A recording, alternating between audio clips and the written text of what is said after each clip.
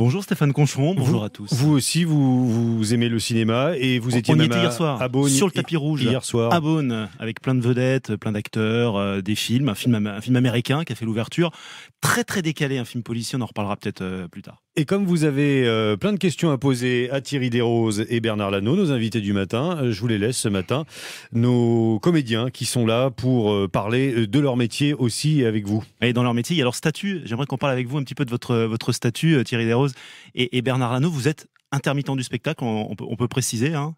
Intermittent du spectacle, donc nous faisons des cachets lorsque l'on travaille sur des films ou au théâtre ou au cinéma. On est engagé par une production et on signe, on fait des cachets et on pointe tous les mois. Alors voilà. On sait que ce statut est un petit peu montré du doigt parce que ça coûte cher. Est-ce que c'est un statut que vous défendez encore aujourd'hui ? Bien sûr que ce statut doit être défendu, c'est indispensable. C'est une vraie protection. C'est un métier difficile, c'est un métier. On ne voit que la face visible vraiment de l'iceberg, mais en fait c'est un métier quand même très compliqué dans la mesure où on ne travaille pas tous les jours. Et en fait, avoir une assurance sociale, c'est important, avoir un statut, c'est très important.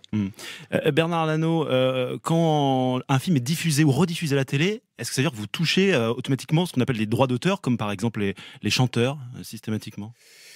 C'est un tout petit peu plus compliqué. À vrai dire, il y a une grosse bagarre syndicale il y a 94. C'était en 94, le dernier grand mouvement des acteurs de doublage. Et qui portait sur ce sujet. C'est-à-dire, effectivement, puisque avant, c'était rediffusion éternelle, voilà. Parce que les films sont rediffusés souvent à la télévision. Énormément, oui.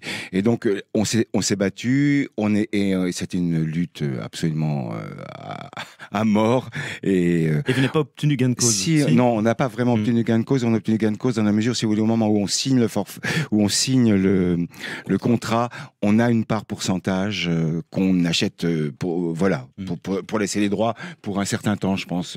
Voilà. Oui, mais il y a eu là où on a gagné quelque chose, on a gagné déjà la reconnaissance de notre statut d'acteur. Oui. Puisqu'en fait, avant cette fameuse grève, les gens qui faisaient du doublage n'étaient pas reconnus comme étant des acteurs. Ouais. Donc ça, c'est très important. 1994, c'est le dernier grand mouvement des comédiens de doublage. Il y a une grosse concurrence dans ce métier ? Oui, entre acteurs, oui, mais comme dans ce métier en général, hein, je veux dire, vous savez, sur le casting d'un film ou d'une pièce de théâtre, il y a toujours beaucoup d'acteurs pressentis, et c'est pareil, hein, je veux dire. Ouais, et alors, moi j'ai une question, est-ce qu'il y a des écoles de doublage ? Est-ce qu'on apprend à être comédien de doublage ? Oui, il y a maintenant des écoles de doublage. Je voudrais arrêter tout de suite parce que est-ce qu'on apprend à être comédien de doublage ? D'abord, il n'y a pas de comédien de doublage. On est avant tout comédien, ça c'est la première chose. Il faut être comédien pour faire du doublage parce qu'en fait, ça demande une vraie disponibilité et des qualités d'acteur. Ensuite, il y a une possibilité d'apprendre. Vas-y, je te laisse la parole. Non, c'est tout parce que c'est vrai que il a tout à fait raison. Il faut être comédien. Bon, c'est vrai qu'il y a beaucoup de comédiens. Il y a quelques comédiens de doublage. Parce que Thierry Desroses, vous dites, tout le monde peut pas être comédien. Tout le monde ne peut pas faire du doublage. Tout le monde ne peut pas faire de doublage. C'est-à-dire qu'on peut être un très bon acteur et ne pas comprendre la technique et ne pas avoir aussi l'humilité de se fondre et de rentrer et de s'effacer et de prêter juste sa voix à un interprète. Est-ce qu'on peut en vivre du doublage uniquement pour il faut faire autre chose. Je crois que vous faites du théâtre ou de la télé ou du cinéma. Alors, en vivre, bien sûr qu'on peut en vivre. On peut en vivre uniquement. Il y a des gens qui ne font que du doublage.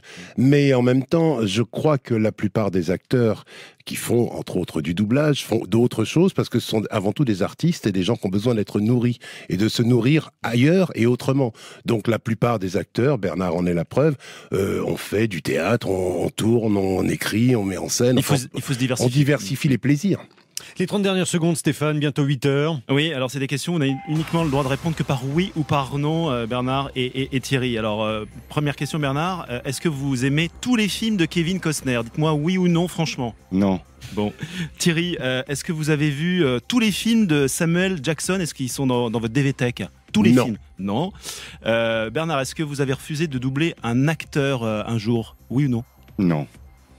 Toujours accepter de doubler un acteur, n'importe lequel ? Oui, absolument. Thierry, c'est fini.